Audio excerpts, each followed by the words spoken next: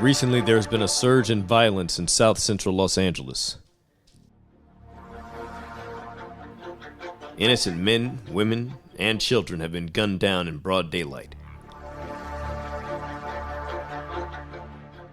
Community leaders have gathered in hopes to change the direction of the youth.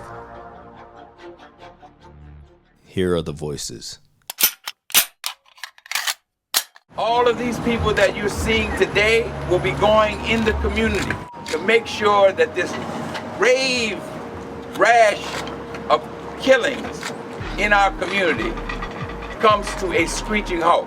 This is an epidemic right now, and our concern is that we have to fix it. Nobody can fix this in our community but us. That's right. The big homies got to step up to the plate and come to the table with the other side and come to some kind of mutual agreement, man. Black lives matter, yes it does. But if black lives matter, black lives must matter to black people first. All right. And start a dialogue not only with those on the street, but city officials and others that are allocating these funds to go to the appropriate guys that can change this situation. When we're going into the community talking to our brothers and sisters, because they're spiritually dead, they're spiritually disconnected, and they're hurting one another. Hurt people, hurt people. First of all, we have to hold our elected officials accountable. We have to have people who are willing to put their careers on the line for the people. And also we need to make a public service announcement that this ain't how the rules go, to where a man is with his child and you kill him in front of his child. That's another gang activity that goes on and we can't do anything about. They're gonna kill so many and there's nothing we can do about it. They're gonna do it.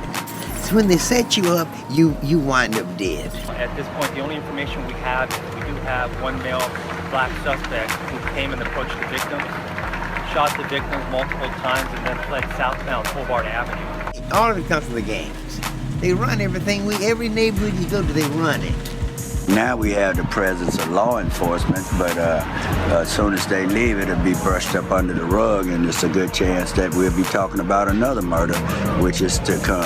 I think the worst thing that's happened in black neighborhoods since I came in the 50s. There's homicides happen all over the place, and it's predominantly black on black. It's up to them to listen and want to feel that shit and look at what you're doing. You're taking down your race. There are individuals who were born into second, third generation communities that are already at war with other communities, and they have no clue why. It's just been the way they were bred. So some of them don't even know peace. They don't know what peace is like, to be at peace with other communities, because they've known this since they were born. Just growing up in LA, you either had an uncle, your dad, cousin, big brother, somebody that was involved in gangs some type of way, either by affiliation, just growing up in the neighborhood, or actually directly involved in the gang. So for women, like, we saw the men that raised us in these roles, and obviously it influenced our idea of what a man was supposed to be, and those were our protectors. So that's what we, were raised on, and inevitably, as we started to get older and mature, those are the men that we chose to date.